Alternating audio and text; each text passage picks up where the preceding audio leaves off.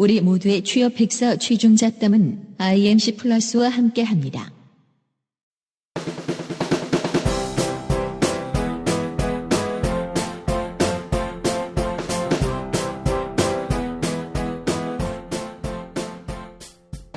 우리 모두의 취업 백서 취중 잡담 17회 이제 시작하도록 하겠습니다. 안녕하십니까, 무책임 PD 이기상입니다.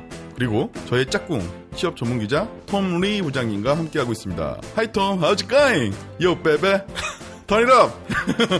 아니, 지난주에 그 실리콘밸리 사람들 만나고 왔다고 지금 자랑하는 거죠. 아, 입에 뭐 말도 안 되는 그 버터 발음, 잘 굴러가지도 않는 버터 발음을 하고 말이야, 진짜.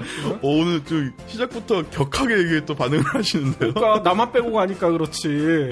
아이, 뭐 글로벌 시대인데 뭐 이 정도는 해주셔야죠. 그러니까 자기들만 재미난 거, 재미난 데 갔다 오고. 나는 서울에서 마감하느라 뺑이 치고 있는데 말이야.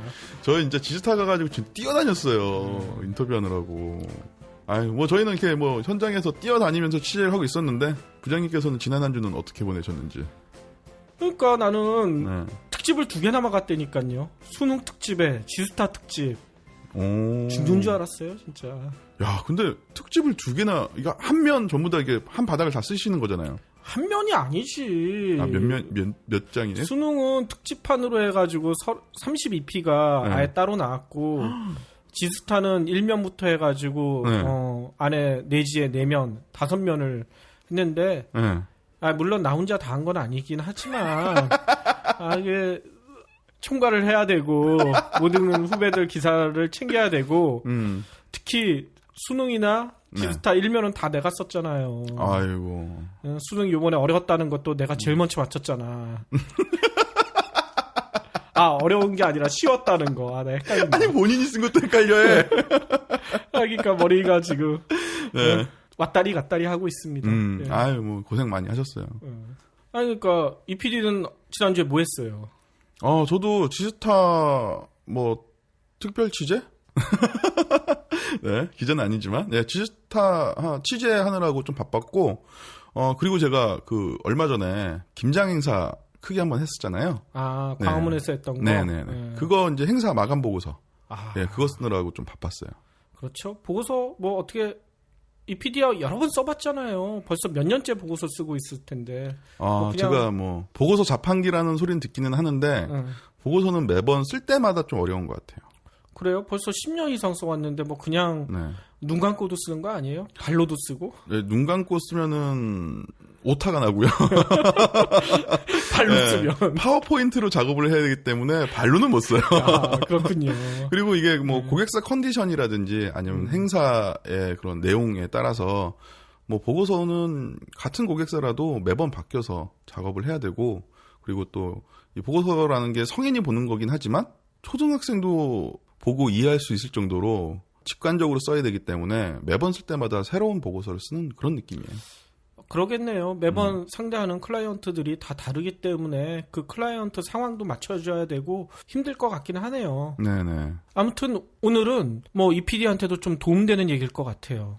보고서 어떻게 하면 잘 쓸 수 있는지. 오, 대박. 네, 보고서 잘 쓰는 법. 네네. 한번 살펴보도록 하겠습니다. 네, 그럼 바로 취중 잡담 17회 고고싱 고고고 무비 허리업 베이비. 아, 자꾸 영화 하지 말으니까 머리 아파.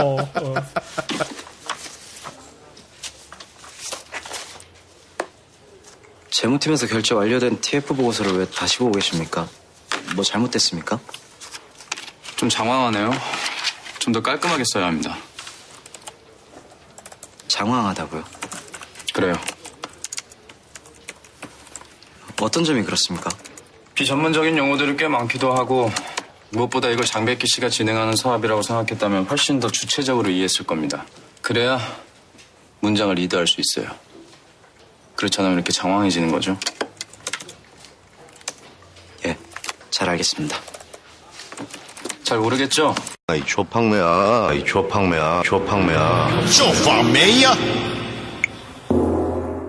요즘 직장인은 물론 취업 준비생들도 꼭 챙겨서 본다는 미생의 한 장면이에요.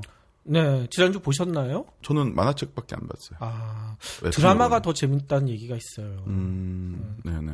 뭐 매번 꼭 챙겨보시죠? 그렇죠. 매번 꼭 다운받아서 보죠. 그 시간은 보기가 힘들어요. 우리 애들 굿 재워야 다운로더? 뭐 그거는 이제 대답을 안 할 거고요. 예. 아무튼 여기 나오는 그 주인공 장백희 씨가 선배한테 보고서 못 써가지고 무시하게 혼이 났는데 실제로 지난해 취업 포탈 커리어가 직장인 911명을 대상으로 신입사원이 가장 궁금해하는 거 이거에 대해서 설문조사를 했어요. 네네. 보통 생각하면 연봉, 그렇죠. 출근 시간, 휴가, 그치? 그렇죠. 이런 게 일이라고 네. 보통 생각하잖아요. 네. 근데 의외로 기획서 보고서 작성법이 1위였습니다. 그만큼 힘든다는 네. 거예요. 그렇죠. 그러면 신입사원들이 왜 이렇게 보고서 작성에 힘들어하느냐? 네. 전문가들의 의견을 청취를 해봤더니 이제 신입사원들은 아직 교육이 제대로 안 된 거죠. 보고서는 아이디어를 나열하는 공간, 아이디어를 얘기하는 공간으로 착각하는 경우들이 많아요. 그러니까 리포터를 쓰듯이 보고서를 쓰려고 하니까 좀 많이 힘이 든 거죠. 그쵸. 보고서라는 거는 단순히 아이디어만 얘기해서 되는 게 아니라 그 아이디어로 구체적으로 뭘 할 수 있느냐. 문제가 생긴다면 대책은 뭐냐. 이게 나와야 되는데 신입사원들은 그게 안 되죠. 보통 아이디어만 잔뜩 나열해 놓고 예전에 이제 대학 다닐 때 리포터 쓸 때 그렇잖아요. 양만 많이 쓰면 A를 맞을 수 있다는 착각에 빠져서 예? 그렇죠. 꼼꼼히 안 읽어보고 대충 그렇죠. 그래 고생했네. A 플러스. 그때 보고서도 그렇게 쓰는 사람들이 많은데 네. 그렇게 쓰면 진짜 선배들한테 혼납니다. 내가 이걸 다 읽어보라는 거야? 집어던진 선배도 예전에 계셨어요. 맞아요. 예.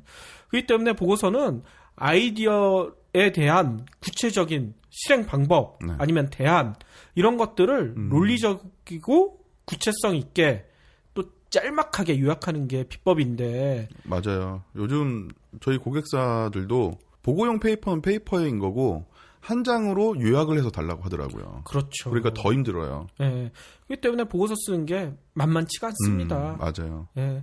그리고 아까 그 오상식 요즘 국민 차장, 국민 부장 뭐 이렇게 또 부장까지 안 갔죠. 국민 과장, 네. 국민 차장 이렇게 불리시는 분이 이런 네. 얘기를 하셨잖아요. 보고서는 자신이 먼저 설득되어야 한다. 그렇죠. 네. 보고서를 잔뜩 뭐 아이디어만 잔뜩 나열해 놓고 했는데 이게 뭔 내용인지 자기도 모르는 거야. 그러니까 남의 얘기만 잔뜩 갖다가 써놓으면 이거 물어보면 대답을 아무도 못 하는 거죠. 그렇게 되면 그런 보고서는 말 그대로 쓰레기랑 마찬가지입니다. 잔인하지만 사실적이야. 네, 그렇죠. 네. 그 미생의 작가 있잖아요. 예, 윤태호 작가. 네. 윤태호 작가가 어느 인터뷰에 이런 얘기를 했더라고요. 배운 대로 따르는 것일 뿐 위에서 시켜서 최근 트렌드라서 이렇게 두는 한 수는 결국 이기거나 지고도 찜찜한 상태가 된다. 직장인들의 보고서와 기획서도 완벽한 숫자와 모양새를 갖춘다고 해도 그 안에 나의 생각이 담기지 않으면 허수나 마찬가지라고 생각한다. 근데 이분은 직장 경험이 없는데도 정석을 말씀하시네요. 그러니까 주변에 좋은 사람들이 많나 봐. 네. 이렇게 조언해주는 사람이 많으니까 이렇게 잘 되시는 거고 저한테도 이렇게 좀 조언 좀 잘해줘요. 삼갈량이라고요? 삼갈량? 예, 제가 일량에 있는가 하는 삼갈량이라고 제가 한때는 뭐 그런 말을 들렸는데 제가 아무리 직원을 드려도 부장님은 시큰둥하시니까. 아니 삼갈량이 아니라 장비 같은데 외모부터 장비 스타일이잖아. 얘기를 별로 들어줄 말이 없어요. 부장님께서 저한테 외모를 가지고 뭐라고 말씀하시면 안 돼요. 자, 네. 자, 근데 되게 좋은 말들이긴 하는데 실제 보고서를 작성을 하는 거는 좀 더 세밀하게 좀 말씀을 주셔야 될 것 같아요. 예, 그래서 제가 보고서 작성 노하우 한번 정리를 해봤습니다. 일단 첫 번째, 주제 선정. 모든 일에는 이제 내가 뭘 해야 되겠다. 이제 주제가 분명히 선정이 돼야 분명하게 주제를 만들어야 일이 능수능란하게 처리할 수 있잖아요. 네, 맞습니다. 보고서도 마찬가지예요. 제목이 구체적이지 않고 명확하지 않으면 막연하게 보고서 흘러갈 수밖에 없어요. 그리고 맞아요. 자료 수집도 그냥 이것저것 다 긁어 모으다 보면 시간만 많아지고 이게 모두 다 제목을 제대로 못 세워서 벌어지는 결과이거든요. 제목을 딱 보면 아 이게 무슨 내용을 하겠거니라는 게 느껴져야 돼요. 그렇죠. 기사를 쓸 때도 마찬가지예요. 제목이 안 나오는 기사는 기사가 아닙니다. 그냥 팩트만 나열한 걸 뿐이에요. 네네. 그렇기 때문에 뭐든지 내가 뭘 하겠다, 보고서를 쓰겠다, 기획서를 쓰겠다. 일단 그 보고서나 기획서에 어떤 내용을 담을 것인지 제목부터 잡으셔야 돼요. 근데 부장님 되게 무서워요. 원고를 막 제 앞에서 펄럭펄럭거리면서 말씀하시니까 꼭 좀 뭐 혼내키는 것 같아. 네. 그러면 제목을 정할 때도 두 가지 방법이 있습니다. 특정한 지식을 전달하기 위한 것인지 아니면 상사나 고객을 설득하기 위한 것인지 그거에 따라 제목을 달리 정하셔야 돼요.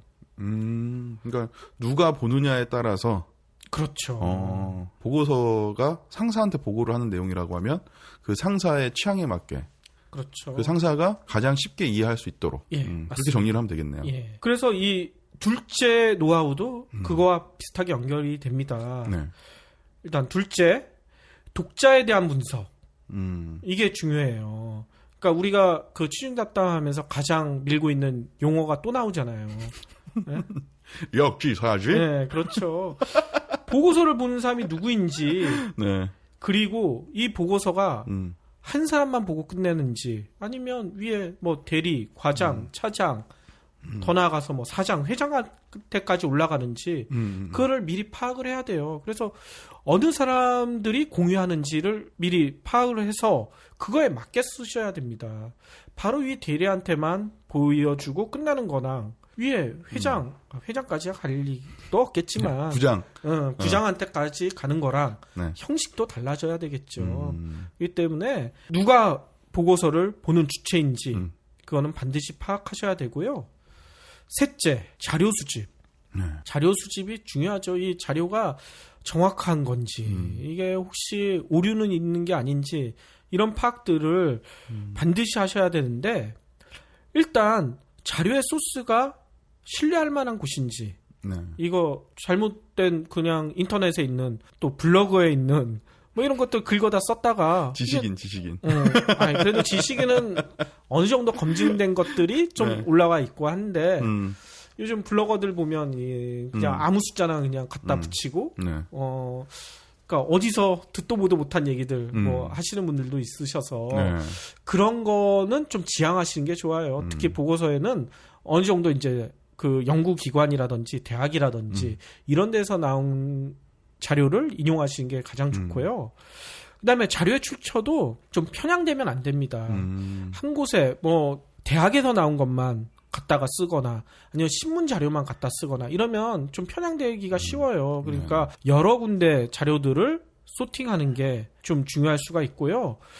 또 자료를 찾을 때도 가장 최근 거를 위주로 찾는 게 최근 것부터 찾는 게 중요해요. 찾다 보면 요즘 인터넷 검색이나 이런 데 하다 보면 과거의 것들, 한 10년 전의 것들도 나오는 경우들이 있잖아요. 근데 그런 걸 무심코 썼다가 선배한테 야 이거 너 언제 자료인지 알아? 얘기 들어보면 이제 화들짝 놀라는 거죠. 너 태어나기 전에 나왔던 자료를 갖다 나한테 주면 어떡해? 뭐 이런 소리도 들을 수가 있고. 네, 맞아요. 또 논문 자료 이런 것도 찾아갖고 오는 친구들 보면은 기특은한데 너무 오래되거나 그런 자료들이 많죠. 그리고 자료 수집을 했을 때 또 중요한 거는 자료만 무식하게 많이 모은다고 전부가 아니에요. 그렇죠. 구슬이 서말이라도 깨어야 보배라고 자료를 그 보고서의 주제에 맞게 소팅하고 다시 디자인할 수 있는 그런 능력이 있어야 됩니다. 뭐 아무거나 뭐 이제 숫자만 잔뜩 나열해 가지고는 분량만 많지 도대체 얘기하고 싶은 건지 명확하지 않을 수가 있어요. 그렇기 때문에 자료를 그 보고서에 최적화시키는 그런 노력도 필요하죠. 맞습니다. 그리고 자료에 대한 그 자료를 썼으면 혹시 그 자료와 반대되는 통계는 없는지 이런 것도 반드시 살피셔야 됩니다. 네. 왜냐하면 질문을 받았을 때 반박 근거를 제시하지 못하는 경우에는 그 보고서의 신뢰가 확연히 떨어질 수가 있어요. 그렇기 때문에 혹시 반대될 수 있는 반박할 수 있는 통계가 있는지도 반드시 찾아보시길 바랍니다. 예, 맞아요. 보고서는 소설이나 수필을 쓰는 게 아니라 절대적인 근거를 가지고 자기의 생각을 검증을 하고 자기의 논리를 좀 더 설득력 있게 말을 하는 거기 때문에 꼭 팩트 체크를 다 하셔야 돼요. 그렇죠. 그 다음에 네 번째가 가장 중요한데요. 네. 단순화하라. 보고서를 쓰라고 이제 후배들 이렇게 시켜보면 진짜 리포트 쓰지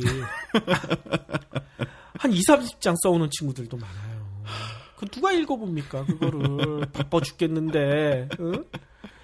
그러니까 아까 그 EPD가 잠깐 얘기했잖아요. 한 페이지짜리. 네.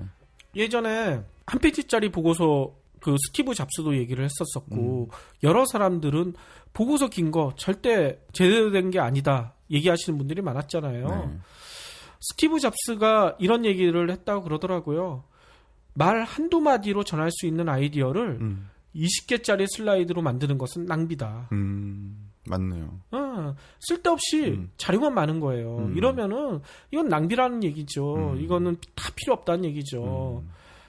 그렇기 때문에 복잡해지는 거는 한순간이고 반면 단순해지기 위해서는 상당한 노력이 필요하다. 네네. 스티브 잡스가 이런 얘기도 남겼어요. 맞아요. 그렇기 때문에 여러분들 보고서 쓰실 때 예전에 대학 리포트 쓰듯이 길게 쓰실 생각을 하지 마시고 단순하게 보는 사람이 시간을 줄일 수 있게 그렇게 쓰시는 연습을 하시는 게 좋아요. 무식하게 장수로 장수 많다고 전부가 아니거든요. 그렇죠. 그래서 제가 보고서 잘 쓰는 어떤 모 차장 이분한테 노하우를 한번 여쭤봤어요. 이분은 보고서 쓸 때 이렇게 쓴대요. 회장님과 엘리베이터를 같이 탔는데 그 짧은 시간에 어떤 얘기를 할까? 그 생각을 한대요. 엘리베이터 타고 올라가는 게 길어야 한 2-3분? 네, 좀 그렇죠. 뭐 그 정도 사이에 회장님한테 자기 하고 싶은 얘기를 해야 되는데 서론, 본론, 결론 이렇게 얘기를 할까요? 서론 얘기하다 끝나겠죠. 그게 아니라 이분은 진짜 회장님이 듣고 싶은 얘기 그 얘기를 1-2분 내에 할 수 있게 생각을 했는데 보고서를 쓸 때도 자기 하고 싶은 얘기 위주로 네. 꼭 전해야 될 얘기 위주로 이렇게 짤막짤막하게 쓴다고 하십니다. 보고서의 달인이란 주변에 칭송을 듣고 있는 분이에요. 그러니까 평상시에 이제 그렇게 모든 거를 연습을 해놔야겠네요. 그렇죠. 그리고 5째, 이 짧게 쓰기 위해서 이 방법을 꼭 익히셔야 됩니다. 오, 숫자의 마법을 익혀라. 숫자의 마법이라. 그렇죠. 네. 단순하게 뭐 요번에 뭐 자동차 뭐 생산량이 얼마가 늘어나가지고 미국과는 어떻게 되고 뭐 브라질과는 어떻게 되고 이걸 숫자로 풀어놓는 것보단 네. 그래프 하나로 보여주는 게 훨씬 눈에 잘 들어옵니다.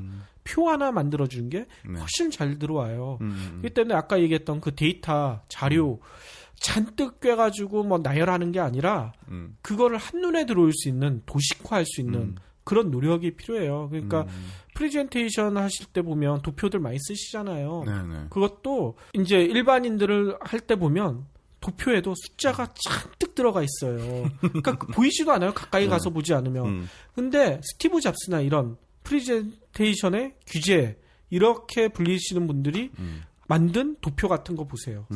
숫자 절대 많이 들어가 있지 않습니다. 맞아요. 자기가 하고 싶은 얘기에 관련된 숫자 많아야 2-3개. 어떨 땐 하나만 딱 들어가 있어요. 근데 그 도표를 보고 모든 사람들이 저걸 다 이해를 해요. 얘기하고 싶은 얘기가 뭔지. 괜히 뭐 성장률이 뭐 1980년대부터 뭐 0.1, 뭐 4.0 이거를 다 나열하기보다는 이게 무슨 선이죠? 등구선? 등구선이 아니라 이 화살표 하나로, 꺾은 선 하나로 네. 보여주고 가장 피크가 되는 점. 네. 가장 안 좋았던 점. 이거 딱 2가지 숫자만 보여주면 모든 사람 보고 이해해요. 뭐 매년 어떻게 변했는지 그거는 궁금하면 나중에 네이버 찾아보거나 그렇죠. 구글 찾아보면 되거든. 그리고 이 그래프를 하실 때 그냥 제가 또 팁을 하나 드린다고 하면 인터넷에서 그냥 찾은 그 자료에 그 도표를 복사 붙이기는 절대 하지 마세요. 다시 그리세요. 그렇죠. 왜냐하면 그 인터넷에 올라와 있는 표는 그 주제에 맞게 만들어진 표예요. 똑같은 주제의 보고서가 물론 있을 수도 있지만 보통 보고서가 주제가 똑같을 수가 없잖아요. 자기가 하고 싶은 거에 맞게 필요한 숫자만 골라내서 그거에 맞춰서 다시 그리셔야 됩니다. 네. 그 숫자의 마법에 대해서 그 손정희 소프트뱅크 사장이 이런 얘기를 하셨어요. 숫자로 뒷받침되지 않는 자료의 가치는 재료에 가깝다. 쓰레기란 얘기예요, 한마디로. 그렇기 때문에 네, 제 눈을 똑바로 쳐다보면서 쓰레기라는 말을 강조를 하세요.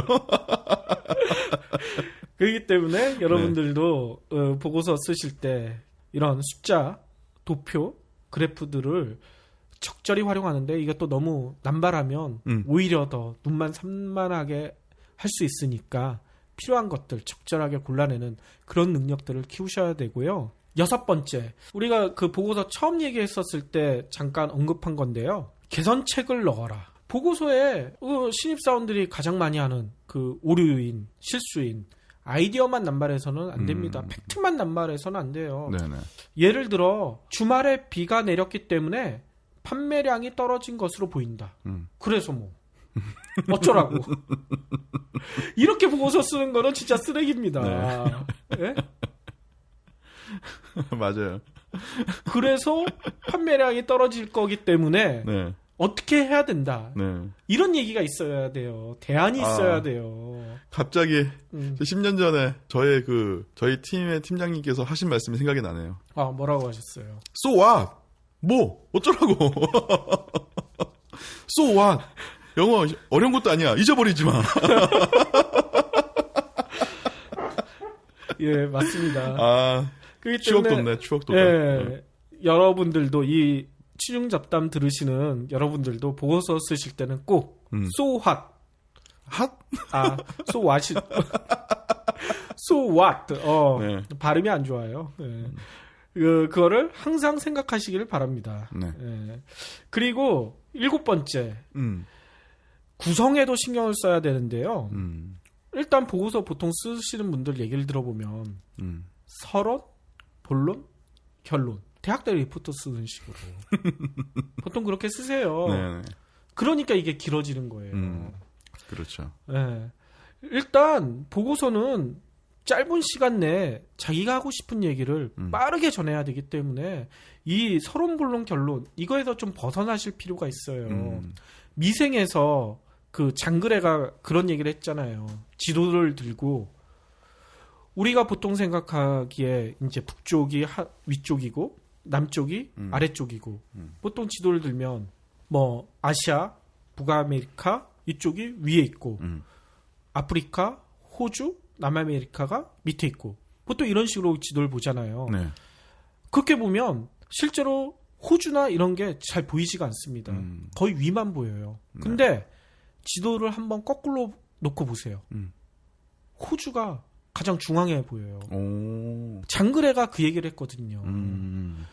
우리가 하고 싶은 얘기는 정작 뒤에 있는데 그걸 밑에 가둬 놓으니까 하고 싶은 얘기를 제대로 하지 못한다. 오히려 반대로 놓고 본론부터 얘기를 하자. 호주를 얘기하고 싶은데 호주를 뒤에 숨기는 게 아니라 가장 앞에 걸 집어내자. 이런 얘기를 하거든요. 네. 아, 이런 얘기는 직접 한 건 아니고 제가 생각하기에 이런 얘기를 하고 싶었던 것 같아요. 네. 미생에 그런 대사가 안 나옵니다. 야, 이제 뭐 소설까지 쓰셔. 근데 여기에 또 맞는 말이에요. 뭐냐면 우리는 보고서를 한 장을 쓰지만 보고를 받는 사람들은 여러 개의 보고서를 봐야 되거든요. 그렇죠. 그렇기 때문에 가장 간결하고 빠르고 정확하게 전달을 하는 게 핵심 포인트인 거죠. 그렇죠. 그렇기 때문에 보고서 구성 방법도 한번 달리 갈 필요가 있어요. 결론부터 쓰거나 네. 뭐 본론을 먼저 쓰거나 이런 방법을 하는 경우도 있고요. 아, 그게 정 부담스럽다. 그러면 이런 방법을 쓰는 것도 괜찮아요. 아예 요약본을 한 페이지나 뭐 어느 정도 반 페이지 정도로 아예 요약본을 만들어서 보고서 맨 위에다 붙여버리는 거예요. 자기 하고 싶은 얘기는 이거고 네. 그거에 대한 부수적인 설명은 뒤에 있다. 그러니까 요약본만 보고 판단하시고 나중에 시간 남으시면 뒤에 거 보시라. 이런 뜻인 거죠.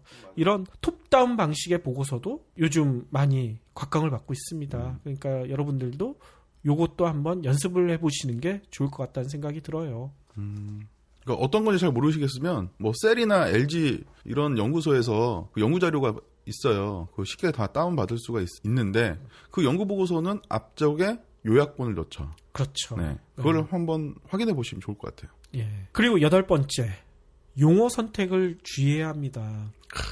예. 이 용어 하나로 이게 선순지 초본지 딱 티가 나죠. 그렇죠.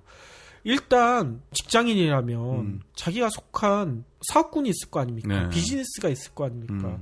그러면 비즈니스 용어를 최대한 써야 돼요. 괜히 그거를 풀어 쓴다고 자기가 제대로 모르니까 그렇게 쓰겠죠. 그렇게 하면 너 이런 용어도 몰라? 이런 핀잔 듣기가 쉽습니다. 그러니까 전문 용어를 적절히 사용을 하시고 그 다음에 혹시나 그거에 대해서 또 설명이 필요할 때는 뭐 참조나 뭐 이런 식으로 붙여주시면 돼요. 근데 그 말씀을 주신 거를 이렇게 가만히 듣고 있다 보니까 이거 기사 작성법 아니에요?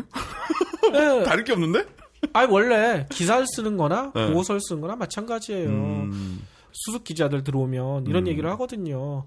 리드문에서 독자를 끌지 못하면 그 기사는 쓰레기다. 리드를 잘 써야 된다. 이거 보고서 쓰는 거랑 똑같습니다. 리드에서 눈길을 끌지 못하면 그 보고서도 말짱 꽝인 거고 기사를 쓸 때도 마찬가지예요. 리드에서 독자의 시선을 끌지 못하면 말짱 꽝인 거예요. 리드, 제목 두 개를 가장 잘 써야 돼요. 근데 보통 잘 못 쓰죠. 참 답답합니다. 뭘 장황하게 써. 리드문도 자기가 기사에서 하고 싶은 얘기 아니면 기사에서 전하고 싶은 팩트 가장 짧게 요약을 해서 써야 되는데 그걸 잘들 못하더라고요. 근데 그게 어려운 일이죠. 연습이 필요한 거고 네네. 보고서도 마찬가지입니다. 그런 연습이 필요한 거고 그렇기 때문에 리드가 제대로 나오면 제목은 그냥 나와요. 그러니까 기사를 잘 쓰면 편집 기자들이 그런 얘기를 하거든요. 그냥 제목이 읽다 보면 나온대요. 근데 기사가 제대로 안 된 기사면 이게 도대체 말이야 뭐야 제목을 달 수가 없다는 얘기들을 하세요. 근데 뭐 기사 제목 뭐 그냥 뭐 알고 보니 헉 그런 거는 솔직히 제목이라고 보기가 힘들죠. 이 때문에 기사를 잘 쓰는 사람은 보고서도 잘 씁니다.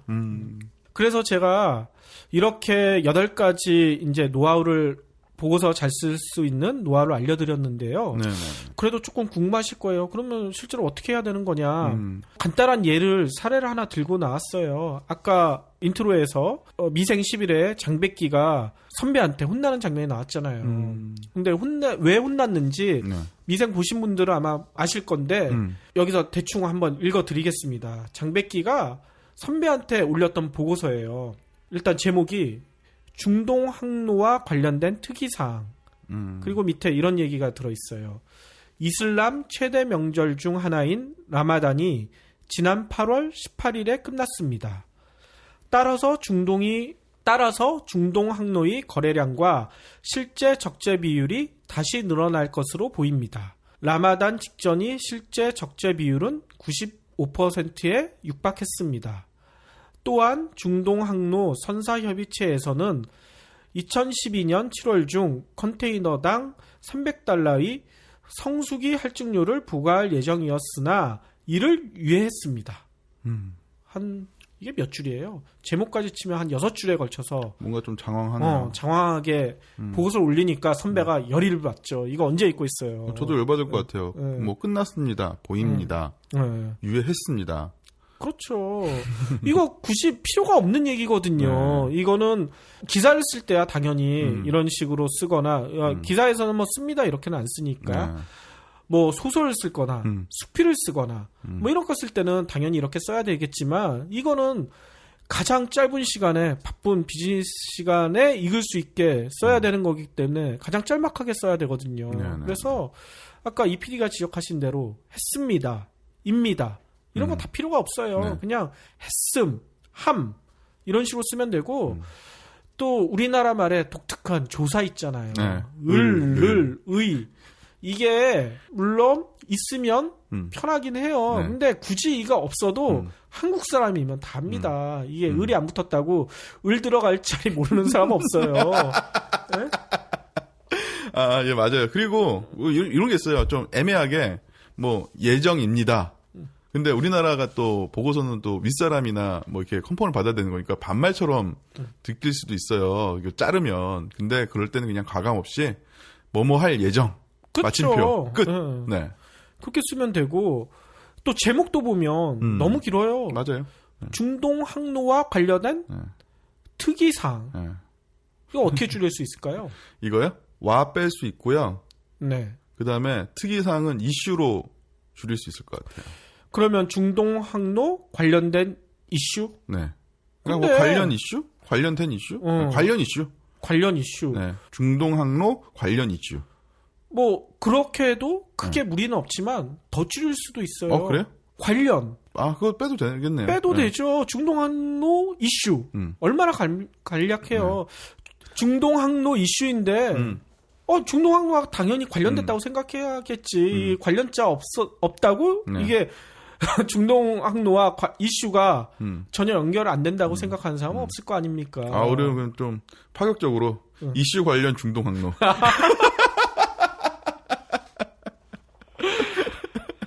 아무튼 네. 그래서 저희가 그 아까 장백기가 6줄에 걸쳐서 썼던 거를 한번 제 나름대로 줄여봤어요. 네. 그러니까 제목은 중동 항로 이슈. 음.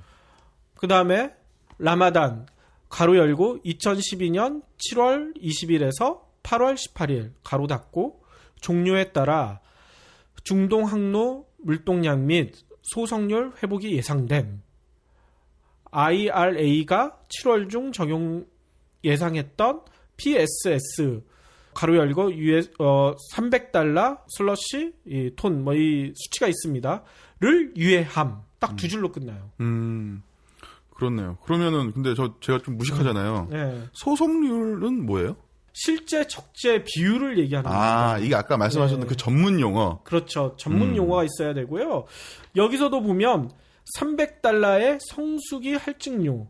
이 성수기 할증료가 PSS. 이게 상사에서 많이 쓰는 용어라고 합니다. 네, 맞아요. 이런 전문 용어를 써야 거기 있는 선배들은 이 용어 다 알고 있을 거 아닙니까? 그거 굳이 이걸 안 쓰고 이렇게 성수기 할증료 길게 쓸 이유가 전혀 없다는 거죠. 맞습니다.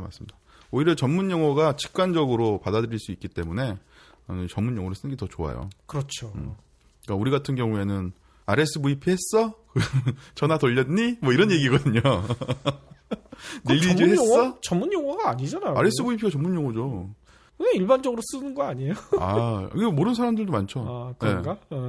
아무튼 예. 그렇기 때문에 여러분들도 그 보고서를 쓰실 때 한번 이렇게 짤막하게 줄일 수 있고 직관적으로 볼 수 있게 쓰시는 연습을 여러 번 해보시는 게 좋을 것 같아요. 그러니까 그 김장 그거 네. 내가 이 빨간 펜 해줄 테니까 한번 가지고 와봐요. 많이 틀렸을 것 같아. 부장님의 좋은 의견은 킬.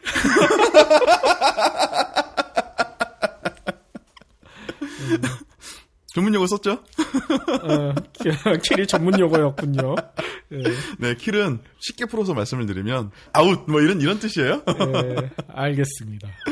네, 그러면은 뭐 이번 주에는 어느 회사를 좀 소개를 시켜 주실 건가요? 나만 빼고 둘이서 재밌게 갔다 온 데서 가장 빛났던 게임 업체가 하나 있을 거예요. 뭐 보고 왔어요, 도대체? 부스걸, 부스걸 제일 이뻤었던데. 스마일 게이트. 예. 제가 만나고 온 업체는 NC 소프트. 오, 우리나라 최고의 게임 업체 중에 하나죠. 그렇죠. 리니지 이터널을 또 체험할 수 있게 기스타에서 참가를 해가지고 되게 이슈를 많이 받았죠. 그렇죠. 그러니까 부스걸만 보고 왔으니까 뭐 리니지 이터널 한 번도 안 해봤을 거예요 아마. 리니지 이터널 모바일 디바이스로도 해봤어요. VIP 룸에서요. 어떻던가요? 좀 적응을 해야 되긴 하는데 새로운 시도였던 것 같아요. 뭔 얘기인지 모르겠고 아무튼 NC 소프트를 다녀왔는데요. 네. NC 소프트의 정대훈 HR 지원실 실장님을 만났어요. 네네. 제가 NC 소프트 본사에 직접 갔었잖아요. 판교. 그쵸. 판교예요. 너무 멋있습니다. 완전 그래요? 우주선. 그래서 그런지 얼마 전에 NC 소프트가 신입사원 공채를 했었는데 여기 딱 이름이 공채 거기에 딱 이렇게 붙어 있었어요. 우주 정복에 나설 인재 찾는다. 대단한 업체입니다. 우주 정보를 노리고 있어요. 조만간 우주선 하나 쏠 것 같아요. 보니까. 네. 네. 여기 입사를 하시려는 분들은 그 IT 전문 수다 삼천포 토킹쇼 200에서 김택진 대표이사 특집편이 있어요. 네, IT 레전드라고 그분의 일대기를 저희가 조망을 했으니까 그 에피소드를 꼭 한번 듣고 지원하시면 더 좋은 결과가 있지 않을까 생각이 됩니다. 네. 나 쪽팔려. 아무튼 자매품까지 이제 대놓고 광고를 하죠, 저희는. 그렇죠. 네. 200에서도 취중 잡담 얘기해 주는 거죠. 내가 다 모니터링 할 거야. 자, 이제 또 빨리 진행하시죠. 예. 아무튼 정 실장님이 네. 이런 얘기를 하셨어요. 게임은 앞으로 더 발전 가능성이 높다. 10년 후가 더 기대된다. 그렇기 때문에 네네. 이 게임 업계 유능한 인재들이 많이 들어와서 진짜 우주 정복할 수 있다. 네네. 이렇게 얘기를 하셨어요.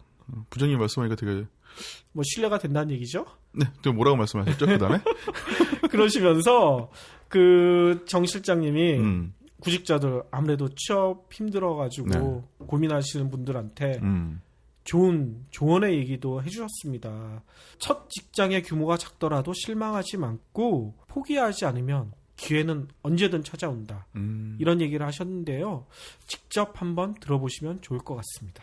저희도 이제 안타까운 게 워낙 이제 좋은 분들이 많이 지원을 해주시고, 근데 이제 그런 분들 정말 열정을 가지고 이렇게 그 지원을 해주시는데 다 모시지 못한 어떤 그런 부분들이 정말 아쉬움이 많이 있고요. 근데 이제 좀 전에도 말씀드렸듯이 그런 것 같아요. 이게 이제 포기하지 않고 본인이 정말 진정성 가지고 그 도전을 하게 되면 반드시 기회가 있다.